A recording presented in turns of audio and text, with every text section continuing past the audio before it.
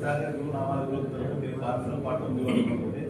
याच विरोधाचा सामना तुम्हाला आगामी आता नगरपालिकेमध्ये बहुमत मिळवायचे, बाकी सभापती आणि पदासाठी त्या ठिकाणी देखील विरोधाचा सामना करावा लागला असं वाटतं. तुम्ही लक्षात घ्या, अतिशय चांगला प्रश्न आहे.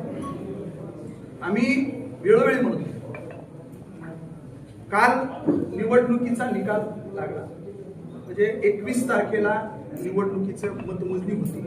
20 तारखेला प्रभाग क्रमांक 3 ब या ठिकाणी निवडणूक झाली, त्याचं मतदान झालं. तुम्ही तिथं पाहिलं असेल की तिथं राष्ट्रवादी काँग्रेस पार्टी आणि युतीचे उमेदवार अमर मारुतीराव नाईकवाडे आणि त्या ठिकाणी भारतीय जनता पार्टीचे उमेदवार आणि तुमच्या राष्ट्रवादी काँग्रेस पार्टी शरदचंद्रजी पवार साहेब पक्षाचे उमेदवार, तिथं काय परिस्थिती होती हे सगळ्या बीड शहराने पाहिले, आमच्या पत्रकार बांधवांनी पाहिले.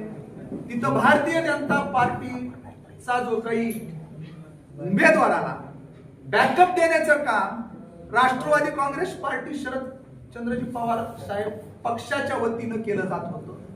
त्या ठिकाणी दोन्ही पक्षाचे जे काही नेते आहेत ते दोन्ही पक्षाचे नेते मिळून कसा भारतीय जनता पार्टीचा उमेदवार निवडून येईल ते आटोकाट प्रयत्न, त्याच्यामध्ये त्या पेडबीडमध्ये त्या प्रभागामध्ये येणारा सर्व मोंढा, तेथील व्यापारी, त्यांना अतिशय टोकाच्या धमक्या, दाब दडप दोन्ही पक्ष करत होते. भारतीय जनता पार्टी कमळ या चिन्हाला मतदान त्या ठिकाणी करण्यासाठी. आणि तुम्ही काल निकाल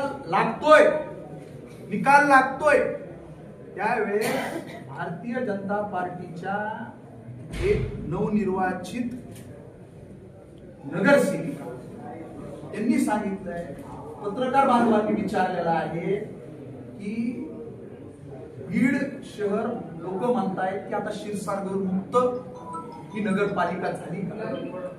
त्यांचं सगळं प्रसार माध्यमावर वक्तव्य होतं. कुठं झाली? ही स्वतः नगरसेविका आहे नगरपालिकेमध्ये, आमचे 15 नगरसेवक काय जे आहेत ते, आणि दुसरे आलेले सुद्धा तुतारीचे ते आमचे धीरच आहेत. म्हणजे जे लपून चालू होतं जे आम्ही म्हणत होतो हे दोघं मिळून एकत्रित येऊन लढताय, ते जाहीर केलं त्यांनीच की आमचे धीरच आहेत आणि आमचेच आहेत.